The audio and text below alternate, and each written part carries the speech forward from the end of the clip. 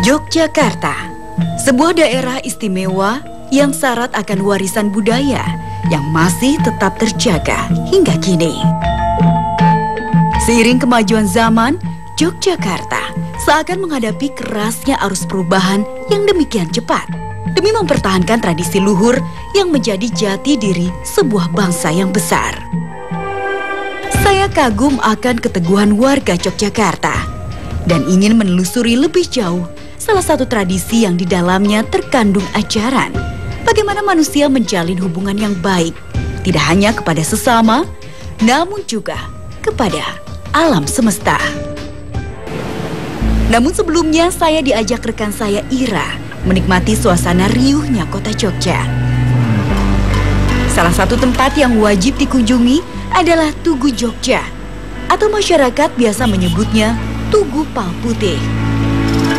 Dinamakan demikian karena sejak dibangun pada tahun 1755 oleh Sri Sultan Hamengkubuwono I hingga kini, tugu ini selalu dicat warna putih. Tugu ini mempunyai nilai magis yang sangat kental karena konon menjadi titik pertemuan garis yang menghubungkan Laut Selatan, Keraton Jogja, dan Gunung Merapi. Dan tempat yang tak mungkin saya lewatkan adalah Keraton Kasultanan Yogyakarta. Sebagai pilar terakhir pelestari budaya bangsa, peran keraton sangat penting untuk menjaga kelangsungan tradisi luhur hingga sekarang.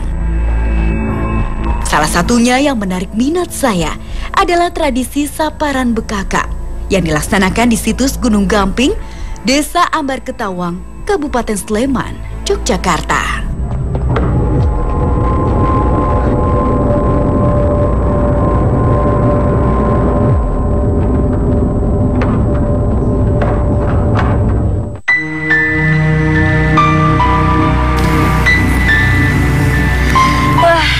Daerah Yogyakarta ini kan kaya akan budaya dan wisatanya. Salah satunya tradisinya nih yang masih dilestarikan oleh pihak keraton, ada tradisi upacara bekaka. Kamu tahu nggak semua tradisi itu? Aku tahu itu, Nes. Itu biasanya diadakan di daerah sekitaran Gunung Gamping, Sleman, Yogyakarta. Pas banget nih, kalau gitu kita langsung ke lokasi yuk. Boleh, ayo. Kami menemui salah seorang sejarawan, yaitu Pak Aryo, yang akan memberikan penjelasan lebih lanjut. Nah, Pak Aryo, menarik sekali kalau kita berbicara mengenai budaya Jawa. Salah satunya adalah tradisi upacara bekakak ini, Pak. Memangnya asal mula dari upacara bekakak ini bagaimana, Pak?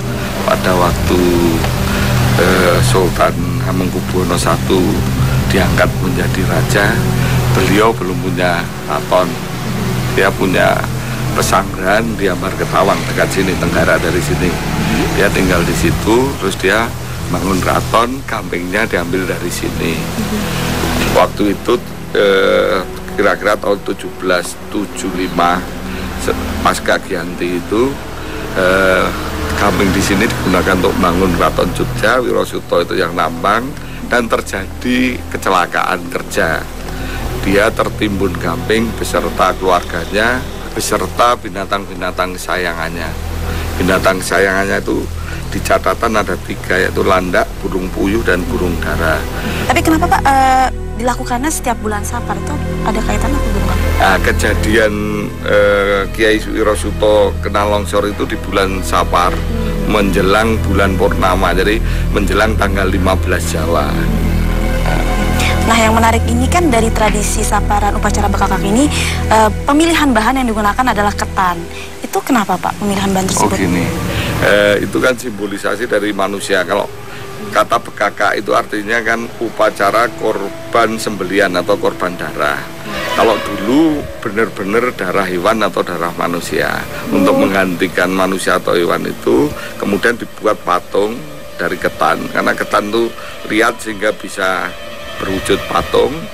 Dalamnya diisi gula merah cair, sehingga pada waktu disembelih nanti seolah-olah keluar darah, kan korban darah. Jadi yang keluar seperti darah itu gula cair, gula merah cair. Pak Aryo, tradisi upacara bekakak ini prosesnya dilakukan di mana memang? Mari kita naik di atas, kita lihat tempatnya.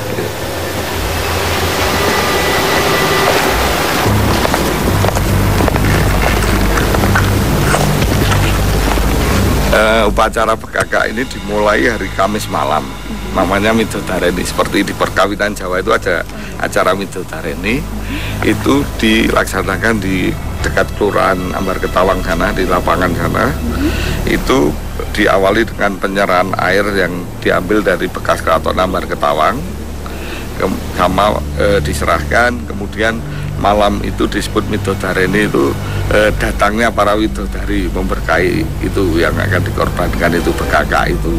Kemudian diikuti, kemudian malamnya itu tirakatan. Tirakatan itu orang-orang berjaga melek kalau orang Jawa. Terus paginya sampai siang itu ada acara-acara kesenian di lapangan sana.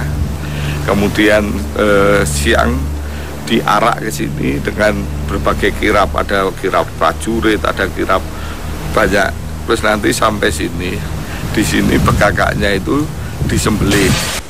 Pak Aryo mengajak kami bergeser ke petilasan Sultan Hamengkubuwono I.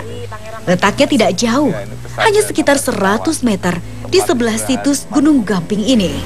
Waktu jadi Hamengkubuwono I, tapi belum punya kerajaan, disinilah beliau istirahat. Dan pada waktu bangun keraton, disinilah dia tinggal. Dan itu buktinya bahwa itu masih berhubungan dengan sini. Mata air sumbernya itu diambil dari tetap dari petilasan Ambar Ketawang ini. Baik Pak Aryo, terima kasih atas penjelasannya. Sama-sama, semoga bermanfaat.